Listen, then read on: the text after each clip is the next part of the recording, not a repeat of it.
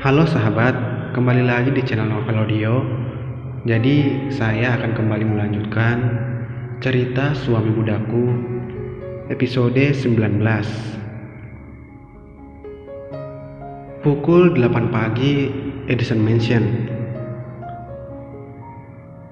Winter mengklakson mobilnya di depan gerbang rumah Tiara, sedangkan Tiara yang ada di meja makan langsung berlari. "Kau mau kemana sayang?" tanya Diego yang melihat Tiara terburu-buru. "Dedi, aku izin pergi bersama temanku." Tiara menghampiri Diego dan langsung mencium pipi Diego lalu pergi. Diego hanya menggeleng melihat kelakuan Tiara yang masih seperti anak kecil. Namun Diego tak ambil pusing dan langsung menaiki lantai 2 menuju kamarnya. Tiara berlari menuju gerbang. Halaman rumahnya yang luas membuatnya menjadi penghambat untuk menjumpai Winter di depan gerbang. Winter terus mengklakson mobilnya, membuat suara bising yang mengganggu suasana di mansion pada pagi hari. Tiara langsung berlari lebih cepat, sedangkan security di depan gerbang rumah Tiara mulai menegur Winter, tapi Winter tidak peduli. Tiara sampai di depan mobil Winter. "Nona, kau tidak apa-apa?" tanya satpam kepada Tiara yang melihat Tiara seperti baru saja berlari maraton. Tiara menganggukkan kepalanya dan tersenyum kepada satpam rumahnya. Tiara langsung membuka pintu mobil Winter dan duduk lalu menutup pintu mobil. Winter langsung menjalankan mobilnya dengan cepat, membuat jantung Tiara seperti melompat keluar. Baru saja ia duduk dengan tenang, dan sekarang jantungnya sudah dibuat berlari kembali. "Hai, bisa tidak kau pelan-pelan saja?" teriak Tiara melihat tajam ke arah Winter. "Gunakan sabuk pengamanmu," ucap Winter dingin. "Bagaimana bisa aku menggunakannya jika kau membawa mobilnya dengan kencang seperti ini? Bahkan kau seperti adiknya Valentino Rossi, pembalap yang sangat diidolakan kakakku Lucas." Tiara kembali berteriak. Winter segera menghentikan mobilnya, membuat Tiara terkejut. Untung saja Tiara menahan tubuhnya dengan tangannya.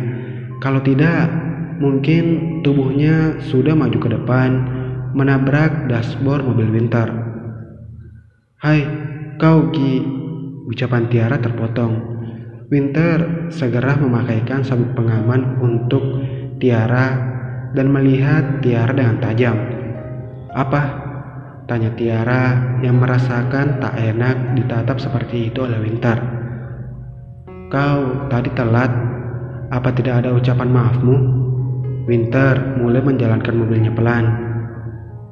"Maafkan aku, tapi seharusnya kau tidak membuat keributan dengan klakson mobilmu." Tiara melipat tangannya kesal. "Sudahlah, kita akan ke tempat Ben dan Cindy. Kau mau kan mengasuh Cindy?" ucap Winter. "Oke, baiklah, aku akan mengasuh Cindy di rumah," ucap Tiara final. Winter tersenyum tipis, sedangkan Tiara memilih melihat keluar jendela. Sementara itu, pukul 8.15 pagi, La Jolla Shores Hotel, San Diego. Lucas membuka selimutnya, mengucek matanya dan bangkit dari tidurnya. Lucas menguap lebar. Lucas melihat jam dinding yang menunjukkan angka 8. Lucas berdiri, merenggangkan tangannya, berjalan membuka tirai jendela. Sinar matahari langsung masuk ke dalam kamar mengenai wajahnya. Membuka pintu balkon kamar dan menikmati sinar matahari yang menerpa wajahnya cukup lama. Beberapa pasang wanita melihat Lucas dan memfotonya. Yang sedang bertelanjang dada membuat teriakan histeris dari beberapa wanita. Lucas mengambil baju hitamnya dan memakainya dengan santai sambil melihat ke arah pantai. Dan Lucas tanpa ada rasa bersalah sama sekali menunjukkan dadanya. Padahal wanita di bawah sana mulai mimisan karenanya.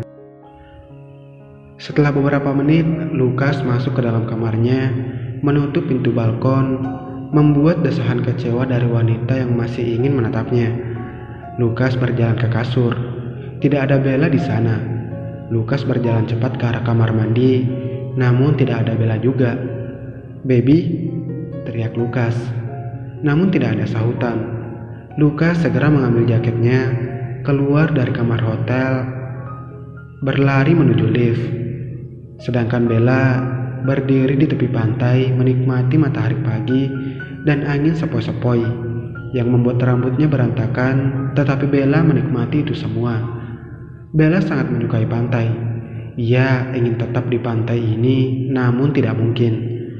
Pekerjaannya sebagai model membuatnya harus kembali, dan hari ini dia dan Lukas akan pulang. Bella menutup matanya, merentangkan tangannya menikmati semuanya. "Bella," seseorang memanggil Bella dari belakang. Merasa sedikit familiar dengan suara ini, Bella berbalik dan langsung membeku. Bella tidak merasakan lagi angin pantai yang membuat rambutnya berantakan. Ia tak merasakan lagi air pantai yang menyapu kakinya yang ada hanya kosong, karena orang di hadapannya menyedot semua perhatian Bella. "Ternyata benar, ini kau, Bella?" Orang itu mendekati Bella, sedangkan Bella berjalan mundur menjauh dari orang itu. Raut wajah orang itu terlihat sedih.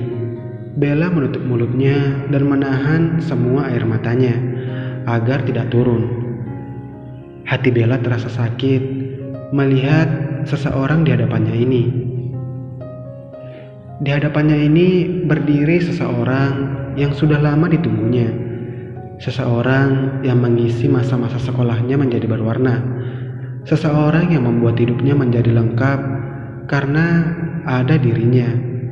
Tapi seseorang juga yang mengajarkan kepadanya berharap lebih hanya akan menyakiti hatinya.